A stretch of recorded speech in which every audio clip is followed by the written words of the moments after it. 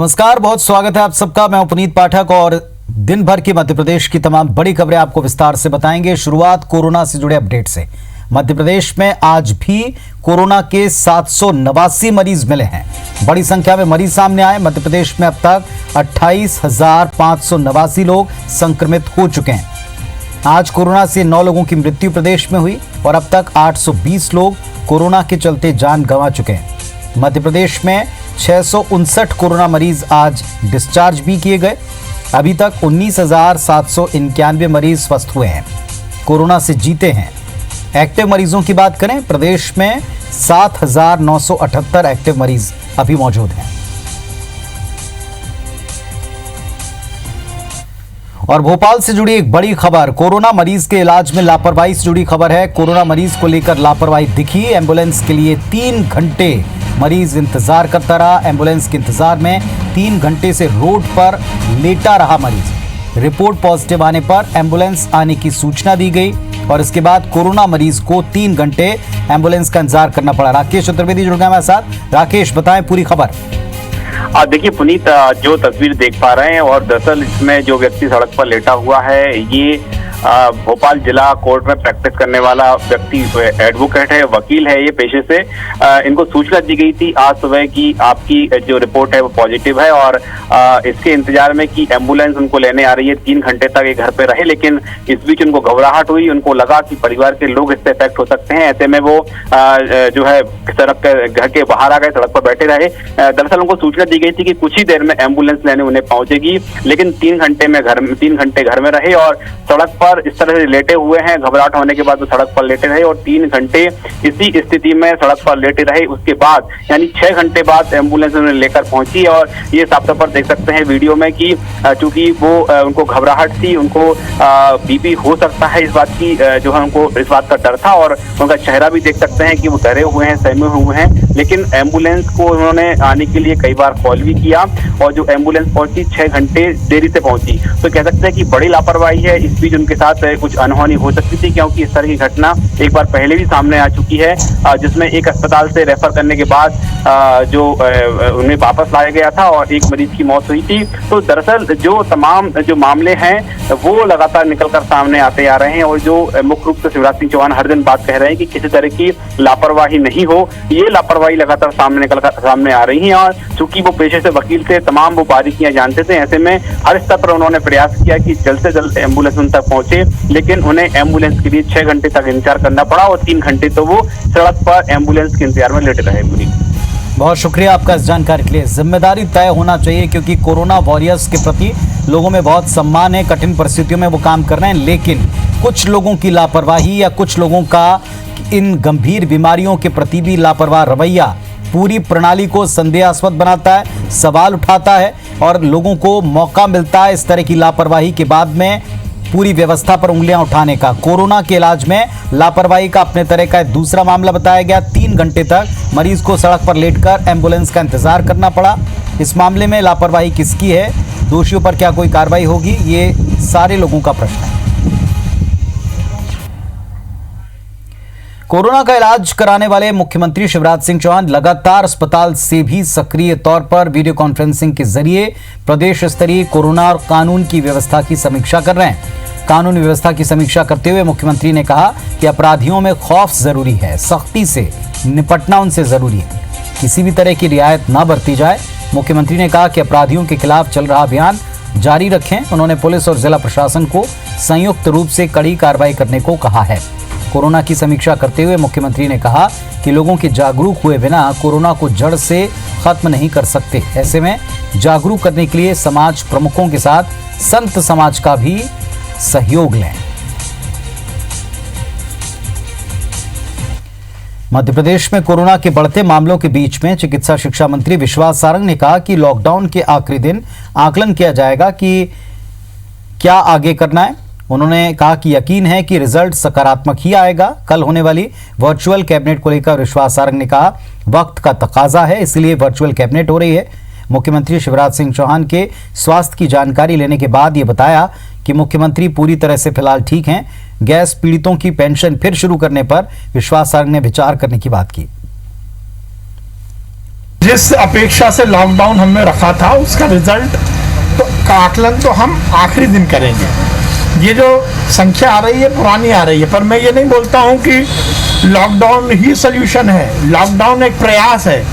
शिवराज जी पूर्णतः स्वस्थ हैं और जल्द से जल्द हॉस्पिटल से लौट कर आएंगे।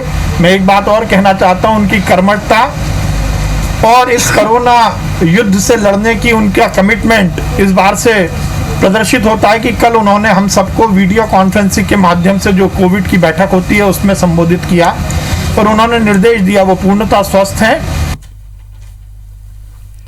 मध्य प्रदेश की आर्थिक राजधानी इंदौर में लगातार कोरोना से पीड़ित मरीजों की संख्या में इजाफा हो रहा है। जिले में इस समय संक्रमित मरीजों की संख्या 6,985 पहुंच चुकी है। फिलहाल जिले के 5 अस्पतालों में कोरोना मरीजों का उपचार हो रहा है, लेकिन अब बिस्तरों की बढ़ती जरूरत को देखते हुए जल्दी 250 बिस्तरों वाले सुपर स्पेशलिटी अस्पताल को शुरू किया जाएगा। सुपर स्पेशलिटी अस्पताल को सिर्फ गंभीर रोगियों के लिए बनाया गया है, लेकिन कोरोना महामारी के विस्तार को देखते हुए पूरी तरह कोरोना पॉजिटिव मरीजों के उपचार के लिए इसका इस्तेमाल होगा।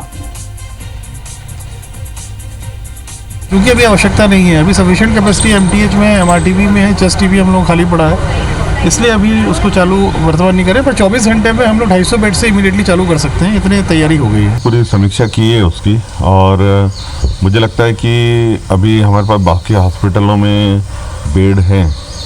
ऐसा लगेगा कि अगर बाकी हॉस्पिटल में बेड पूरे हो गए, ऑक्यूपेंसी पूरी हो गई, तो 24 घंटे के अंदर सुपर स्पेशल हॉस्पिटल चालू कर सकते हैं। ऐसी स्थिति में है सुपर स्पेशल। राजधानी भोपाल में आज लॉकडाउन का तीसरा दिन है और इसके साथ कोरोना के आंकड़े भी प्रतिदिन बढ़ रहे हैं। मुख्यमंत्री शिवराज सिंह चौहान, उनकी दूसरी रिपोर्ट पॉजिटिव आई है। हालांकि उनके अब तक किए गए सभी टेस्ट रिपोर्ट सामान्य हैं। राजधानी भोपाल में 177 नए पॉजिटिव मरीज मिले हैं, जिसके बाद शहर में पॉजिटिव केस का आंकड़ा 5,500 के पार पहुंच चुका है। हैरानी की बात यह, कोरोना संक्रमितों के लिहाज से भोपाल ने इंदौर को पीछे छोड़ दिया। इंदौर में संक्रमण की दर 5.79% है, जबकि भोपाल में संक्रमण की दर 11.51% तक पहुंच चुकी है। प्रदेश में कुल संक्रमितों का आंकड़ा 28,154 हो चुका है।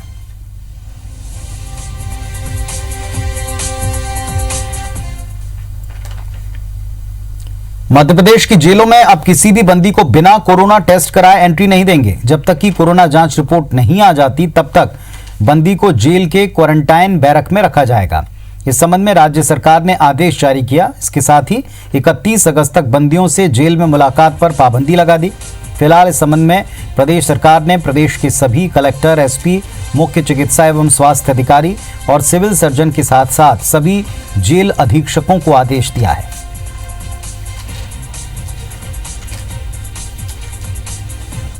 मध्य प्रदेश के मुख्यमंत्री शिवराज सिंह चौहान के कोरोना पॉजिटिव आने के बाद उनकी कैबिनेट के मंत्री भी सख्ते में हैं, साथ ही खुद को क्वारंटाइन करके रखे हुए हैं। लेकिन उन मंत्रियों की कोरोना रिपोर्ट अब आ चली है। आज सूबे के ऊर्जा मंत्री प्रद्युमन सिंह तोमर की कोरोना रिपोर्ट नेगेटिव आई। जैसे रिपोर्ट मिली, वो सीधे शिवजी के मंदिर तक गए, अभिषेक किया। प्रद्युमन सिंह तोमर की माने तो वे सीएम शिवराज सिंह के साथ कैबिनेट की बैठक में और 1-to-1 चर्चा में शामिल हुए थे। जैसे ही शिवराज सिंह चौहान कोरोना पॉजिटिव हुए, उन्होंने खुद को क्वारंटाइन कर लिया था, लेकिन रिपोर्ट आने के बाद वो शिवजी का अभिषेक करने और धन्यवाद देने पहुंचे और अब फील्ड पर निकल पड़े। मुख्यमंत्री जी के सानिध्य में आया था तो कोरोना पॉजिटिव थे, तो मैंने कोरोना की जांच भी कराई। रिपोर्ट आ गई है, रिपोर्ट नेगेटिव आई।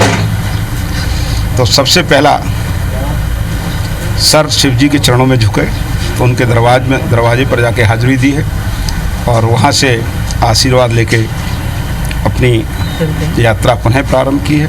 कॉलेज परीक्षार्थियों को लेकर के शिवराज सरकार ने बड़ा फैसला किया। सरकार ने ग्रेजुएशन फाइनल ईयर और पीजी चौथे सेमेस्टर की परीक्षा ओपन बुक पद्धति से कराने का फैसला लिया है, जबकि ग्रेजुएशन फर्स्ट और सेकेंड ईयर के साथ साथ पीजी के सेकेंड सेमेस्टर में जनरल प्रमोशन दे दिया जाएगा। ग्रेजुएशन फाइनल ईयर और पीजी के चौथे सेमेस्टर की परीक्षा सितंबर के महीने में होंगी और अक्टूबर में इसका रिजल्ट आएगा। ये परीक्षा ओपन बुक प्रणाली से होंगी, जिसमें छात्र अपने घर पर बैठकर परीक्षा दे सकेंगे। छात्रों को प्रश्न पत्र मेल और वेबसाइट के जरिए भेजा जाएगा, जबकि परीक्षा के बाद छात्र अपनी कॉपी मेल करेंगे या डाक के जरिए भेजेंगे। इन दोनों परीक्षाओं में प्रदेश के 5,71,000 छात्र बैठेंगे। मूल्यांकन इस बार की परीक्षा और पिछले साल के नंबर के आधार पर 50-50 फॉर्मूले से होगा, जबकि जनरल प्रमोशन में पिछले साल के नंबर और इस साल के आंतरिक मूल्यांकन के आधार पर ही नंबर दिए जाएंगे। सीएम शिवराज ने कहा कि जनरल प्रमोशन में छात्रों की फाइनल डिग्री को लेकर सवाल उठाए जाते हैं, इसीलिए ओपन बुक प्रणाली से फाइनल ईयर और अंतिम सेमेस्टर की परीक्षाएं कराने का फैसला लिया है।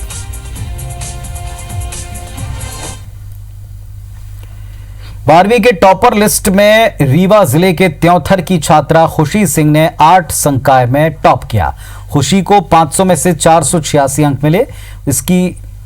उनकी इस उपलब्धि पर परिवार और पूरा कस्बा खुश है। खुशी सिंह इसका श्रेय अपने टीचर और परिवार को देती हैं। भविष्य में टीचर बनने की इच्छा रखने वाली खुशी एक साधारण परिवार की होनहार छात्र हैं। माध्यमिक शिक्षा मंडल मध्य प्रदेश भोपाल के 12वीं क्लास का आज काफ़ी टाइम के बाद रिजल्ट आज आ पाया है और रीवा जिले के जनपद पंचायत त्योथर क्षेत्र अंतर्गत निवासी एक ग्रामीण से खुशी सिंह जी है और उन्होंने पहला स्थान प्राप्त किया है मध्य प्रदेश में। आर्ट सब्जेक्ट आर्ट ग्रुप से वो हैं। आइए उनसे हम बात करते हैं और जानने की कोशिश करते हैं कैसा महसूस। पहले तो IBC 24 की तरफ से आपको बहुत बहुत बधाई, आपका पहला स्थान प्राप्त हुआ। Thank you sir. फिलहाल सबको इंतजार कर, लेकिन हमको बहुत खुशी हो रही है अपना वो परसेंट या वो करके। आपको कैसा महसूस हो रहा है? हमको बहुत अच्छा महसूस हो रहा है, खुशी हो रही है कि हमने अपना स्कूल का नाम रोशन किया। आप किसे श्रेय देना चाहती हैं, जैसे कि आपका जो भी जितना भी सहयोग मिला? मैं इसका श्रेय अपने टीचर को देना चाहूँगी, अपने क्या बोलते हैं माता पिता को देना चाहूँगी। आप को जो सुविधाओं की अगर बात की जाए तो सुविधाएं यहाँ पे ग्रामीण स्थल से ग्रामीण अंचल से आती हैं, सारी सुविधाएं नहीं मिल पाती हैं, फिर भी आपने इतना संघर्ष किया और इस मुकाम पे पहुँची हैं इतना संघर्ष के बाद।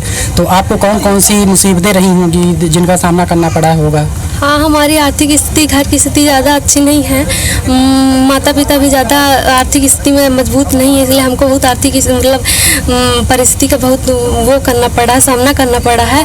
और जो पढ़ाई का है जैसे किताब उताब, इसके लिए हम पैसा मतलब थोड़ा बचा के माता दे रहे थे, इसलिए हमको सहयोग करें, इसलिए हमारी आर्थिक स्थिति ज़्यादा अच्छी नहीं है। सबकी हॉबी होती है कि हम पढ़ने के बाद ये बने। आपकी क्या हॉबी है, आप क्या बनना चाहती हैं? मेरी हॉबी टीचर बनने की है और मैं चाहूँगी इसका मतलब इस सपने को भी मैं साकार करूँ और अपने माँ बाप का और अपने गांव का और अपने जिले का नाम रोशन करूँ।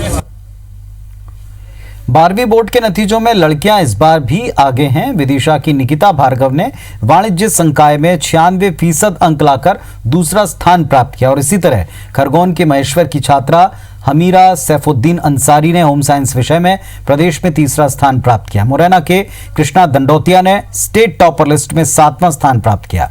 अनूपपुर के कोतमा की छात्रा पलक गौतम ने 500 में से 483 अंक लाकर टॉपर लिस्ट में 8वां स्थान पाया। जब मुझे आज पता चला मेरे स्टेट में सेकंड पोजीशन है और मेरे 96% बने तो मुझे बहुत खुशी हुई। मुझे बैंक भी बनना है। सेल्फ स्टडी पर ज़्यादा ध्यान दिया, मेरा मेन फोकस सेल्फ स्टडी का था, बाकी सबने बहुत सपोर्ट दिया। मैं चार्टेड अकाउंटेंट बनना चाहती हूँ। घर से 2-3 घंटे पढ़ाई की और स्कूल में टीचर का साथ था। मध्य प्रदेश का तो पता नहीं था, बाकी ये पता था कि स्कूल में और जिले में ज़रूर करेंगे।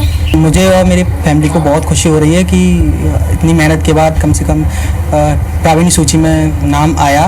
बहुत खुशी है। मैं MBBS कोर्स करना चाहता हूँ और डॉक्टर बनना चाहता हूँ। मैं डेली पढ़ती थी, मतलब मैं कंसिस्टेंस होकर पढ़ती थी, ये नहीं कि मतलब 6-7 घंटे डेली पढ़ती थी और मतलब कभी कम ज़्यादा भी हो जाता था, बट मतलब मेन कंसिस्टेंसी ही थी। अब मैं BA करूँगी ग्रेजुएशन में और उसके बाद MPPSC की प्रिपरेशन करूँगी। मैं मैथ लाइन नहीं जा।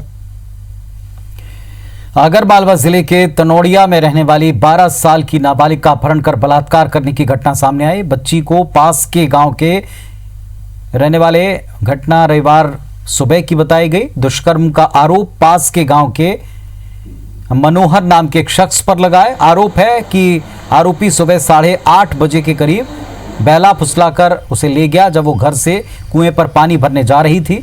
आरोपी मनोहर चौधरी नाबालिग को अपनी मोटरसाइकिल पर ये कहकर ले गया कि उसके मामा का लड़का उसे बुला रहा है। 10 से 15 किलोमीटर दूर खेड़ा कासुन के जंगल में उसको ले गया और उसके साथ बलात्कार किया। नाबालिग को ढूंढने निकले परिजनों को देखकर आरोपी नाबालिग को जान से मारने की धमकी देकर वहां से फरार हो गया। पुलिस ने 24 घंटे के भीतर उसको धर दबोचा। मध्य प्रदेश में रिश्वतखोरी का खेल खत्म नहीं होता। आज फिर 2 मामले सामने आए। पहला मामला भोपाल के गांधी मेडिकल कॉलेज का, जहां एमडी के स्टूडेंट के से पास करने के एवज में फॉरेंसिक मेडिसिन विभाग के एचओडी डॉक्टर मुरली लालवानी 40 रुपए की रिश्वत ले रहे थे। लोकायुक्त टीम ने उन्हें गिरफ्तार किया। शिवपुरी निवासी पीड़ित डॉक्टर ने बताया कि एचओडी ने 1.5 लाख रुपए रिश्वत के तौर पर मांगे थे। पैसे नहीं देने पर फेल करने की धमकी दी। दूसरा मामला मंदसौर जिले का है, जहां सीतामऊ में राजस्व निरीक्षक उदय लाल राठौर को 5000 रुपए की रिश्वत लेते हुए उज्जैन लोकायुक्त टीम ने गिरफ्तार किया। पीड़ित ने बताया कि प्रधानमंत्री आवास योजना के आवास आवंटन के लिए राजस्व निरीक्षक ने 30,000 रुपए की रिश्वत मांगी थी।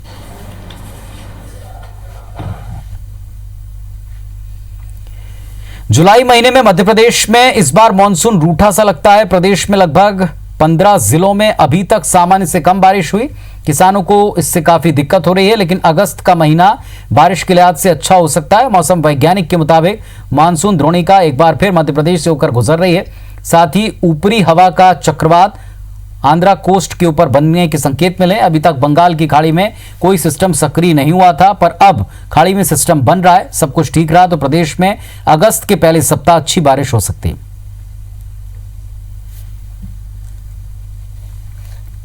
जुलाई में स्थिति लगभग ऐसी रहेगी। बहुत ज़्यादा वर्षा की संभावना जुलाई में नहीं है बचे हुए दिनों में। लेकिन अच्छी बात यह है कि उम्मीद ये कर रहे हैं कि एक सिस्टम जो है बंगाल की खाड़ी में बनने जा रहा है, जिसका प्रभाव हमें 2 तारीख के बाद प्रदेश में दिखेगा। और उम्मीद हम कर रहे हैं कि अगस्त के महीने में जो पहला वीक रहेगा उसमें अच्छी बारिश देखने को मिलेगी। तो इस बुलेटिन में फिलहाल इतना ही। तमाम खबरों अपडेट्स के लिए आप देखते रहिए IBC 24। नमस्कार।